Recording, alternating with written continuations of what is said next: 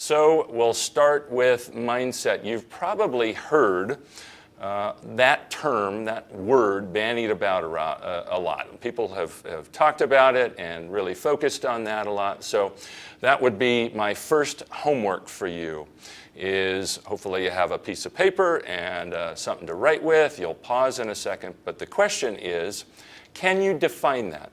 What would that mean to you? This term that you probably hear about a lot, mindset. I think I have a tip there. Perceptions are involved. So for me, what that means, how I would define it, mindset is a perception of my skills or abilities, or anybody's perception of their abilities, and their perception of their ability to change those and to have an impact on those and to improve those. So a lot of this started with a social psychologist, a developmental psychologist by the name of Carol Dweck, who's now a professor at Stanford.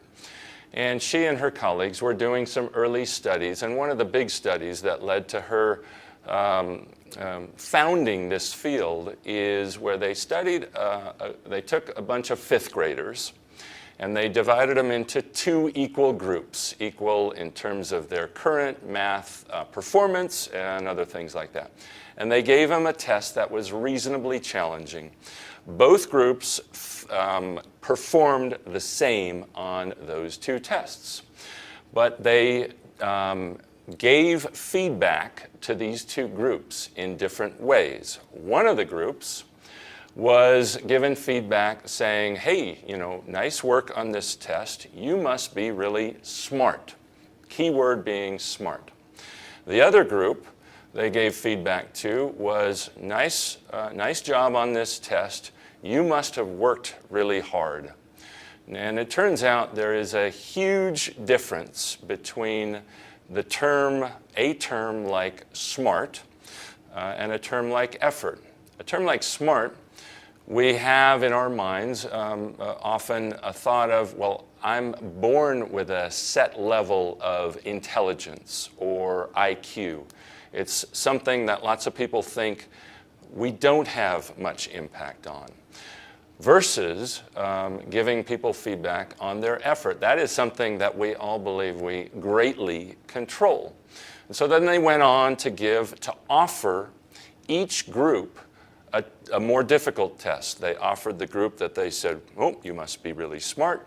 Would you like to take a more challenging test? They also offered the other group. Which group do you think, here's your next homework question, which group do you think jumped at the chance, and why, at taking this second and more challenging test?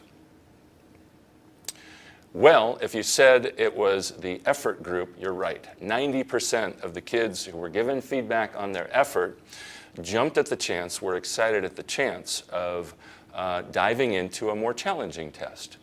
Less than half of the kids who were complimented or given feedback on their smart, with the word smart, jumped at the chance or accepted the chance to take a more difficult test. So here would be another question to ponder. Why do you think that is? People of the same ability, they were chosen and picked into two equal groups because they currently performed about the same in their mathematical abilities. And now you have your answers, and mine would be that in some ways the smart group maybe doesn't know if they're that smart. They don't want to be found out. And if they take a tougher test, they're going to miss. They know they're going to miss more of those. And this label of smart can actually have an impact on whether they dive in and continue in this process of developing. So it can actually be a limiting factor. So they went on through and took more tests and then eventually got back to a test that was very similar to the initial test that they took after this series of events. And the group that was complimented or given feedback on their effort ended up performing at a higher level by 30%. that same group had initially on the same test in terms of challenge. Meanwhile, the group that was given feedback with the word smart in it, or intelligence, actually fell in their performance. So now all of a sudden we have a 40% difference in performance on the exact same test, all based on their perceptions of their abilities. That's where the mindset comes in. And so there was one example kid who Carol Dweck wrote about in her book, Mindset, who just, when offered the chance at a tougher problem, licked his lips and shoved his chair into his closer to his desk and said, "I love a challenge." And that's the attitude that sprouts more from what is called a growth mindset, a mindset that has a firm belief that we can get better at anything. Doesn't mean we're going to get to be the best in the world at anything, but we can get to be better at anything. We can get to be smarter at anything. Not everybody believes that, and it actually has an impact on our own ability to learn. So it's really smart if we can. Actually, take the word smart out of it. It's really effortful if we can, and effective if we can. Take on more of these growth mindset attributes. Nobody's fully growth mindset or fully fixed, but what we can do is, adjust our mindset. So here would be some of the things that might be more representative of these two different types of mindsets. On the left, you would see that somebody who's more of a fixed mindset might say, I'm fixed in my skills and abilities. I have what I have. What might be a phrase, or somebody might say, I'm not a math person. I'll never be a dancer. I'll never do this. I wasn't born with that. Well, if you take on a more growth mindset approach to this, then you can say, look, I am not just born with a certain amount of ability in this area. I'm not just born with a certain amount of ability in volleyball, in any of the skills in volleyball, in being a great teammate. I can have an impact on all of those. One of the main concerns is how people, for those who are more growth mindset fixed, who are more fixed mindset, is they're going to be concerned about how others see them, maybe concerned about how we're judged. And volleyball's a difficult thing.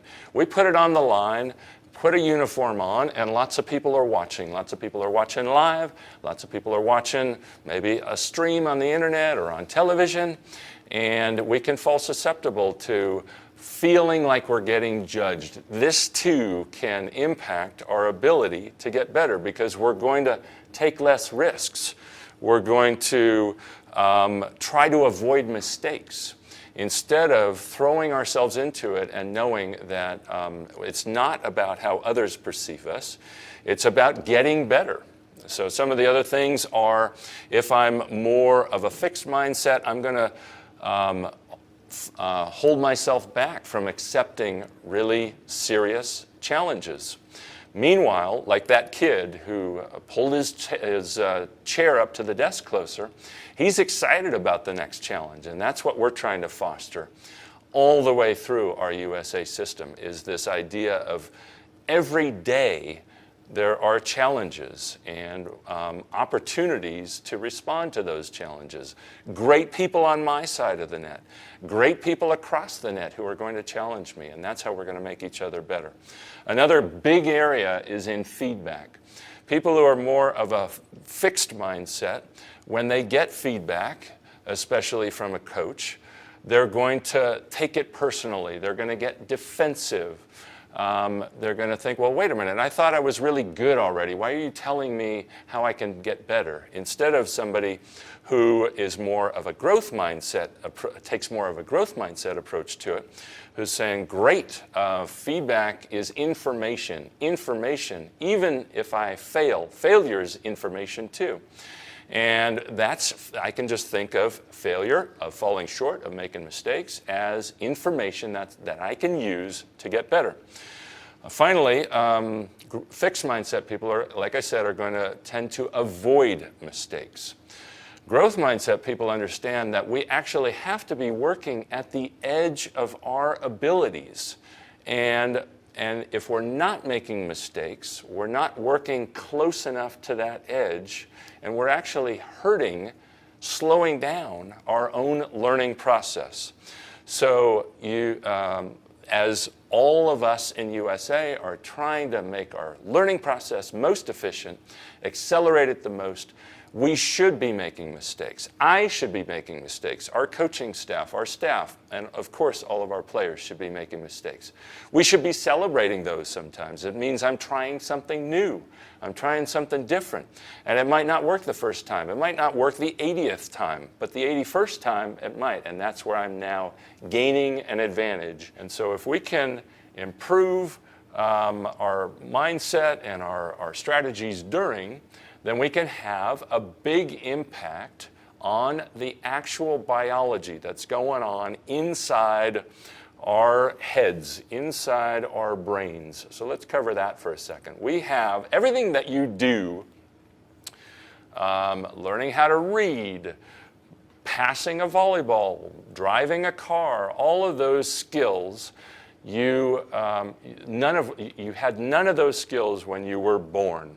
You had to develop all of those skills, and all of them are really just connections and circuits in your brain.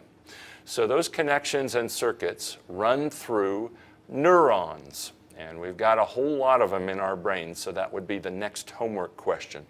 How many neurons do you think are in the average human brain?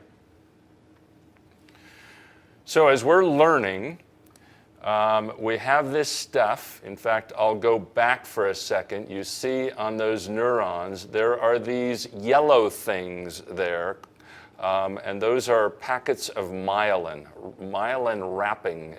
They call it like a sheath. And so as we learn, we actually add to that sheath of myelin in all of these neurons. It turns out there are about 100 billion of them in the human brain. And as we learn and get better, you can see on the left there in these spinning neurons, there is virtually no myelin to be visible. And that is actually how each of us was born. We had no myelin in our brains, essentially no myelin wrapping on our neurons. And that's why babies are absolute learning machines, because any that they add adds to none and speeds up the process. You can see there's a visual representation here of the fact that on the left, there's a far slower signal traveling down the neuron.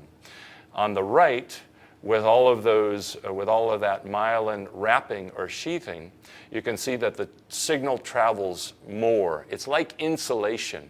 And so the signal can travel a lot faster, and the signal stays a lot stronger.